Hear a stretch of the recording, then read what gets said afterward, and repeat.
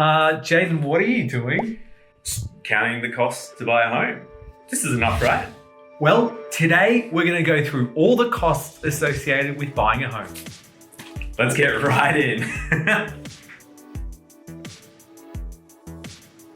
All right, Nathan, so when you buy a place, in some cases, if you're not a first home buyer, you can expect to spend between 3 to 5% of the purchase price on extra costs to buy a home.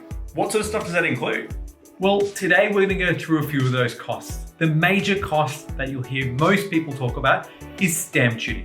Now, stamp duty is a one-off cost. It's payable upon settlement or usually within a certain period of time if you do have a longer settlement period. And it is based on the percentage of the property value.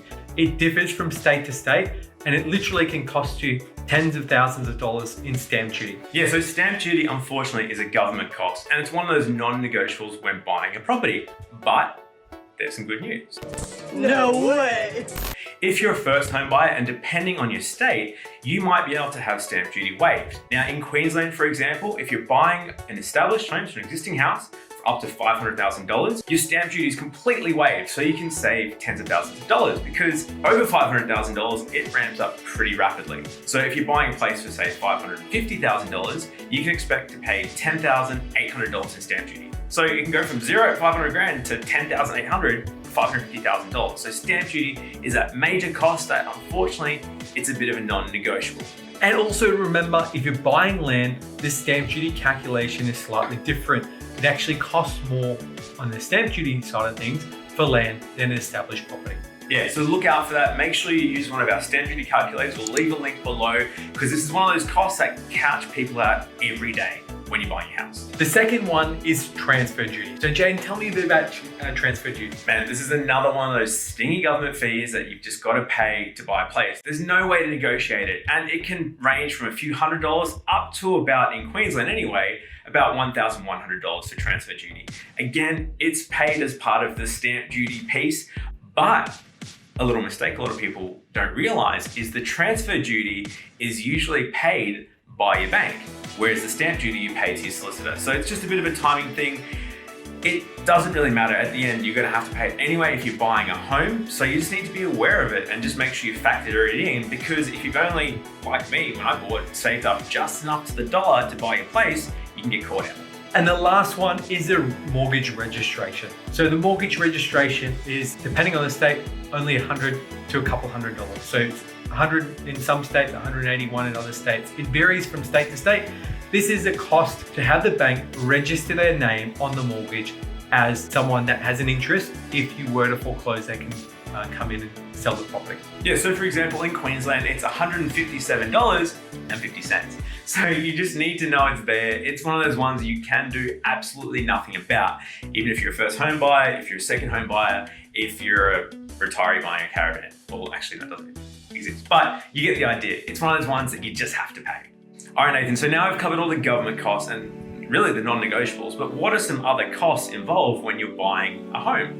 Well, you've got your solicitor, your settlement agent, or your conveyancer, depending on the state you're in, that will help with the legalities during this settlement period. So from the purchase contract to reviewing that, to checking out searches and understanding all the risks associated with the property, the solicitor, settlement agent, or conveyancer will really help guide you through that.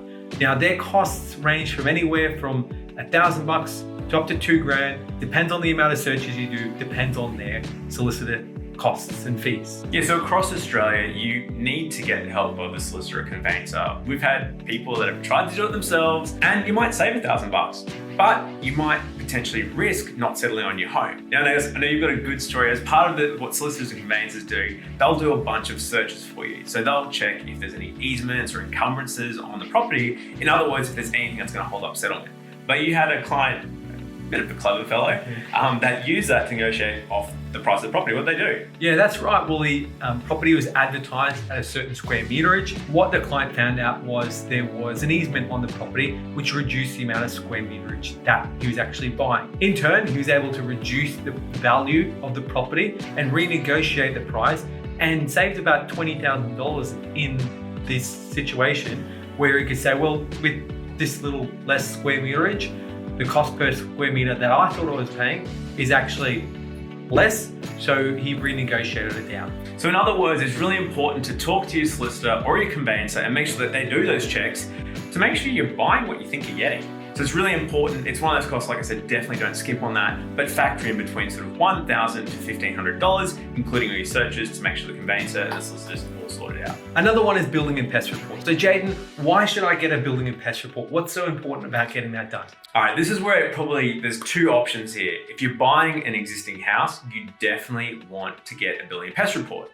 This is where a qualified builder or a building and pest inspector will go through the property, they'll climb into the roof, they'll look under it, they'll tap on some walls, they'll have a moisture meter, and make sure the place isn't gonna fall down next week. Because you spend a couple $100,000, it's not gonna hurt you to spend $500 on a report because it can unearth other issues, which you've seen recently. Definitely. I've had clients purchase properties whereby they looked through it looked absolutely fine.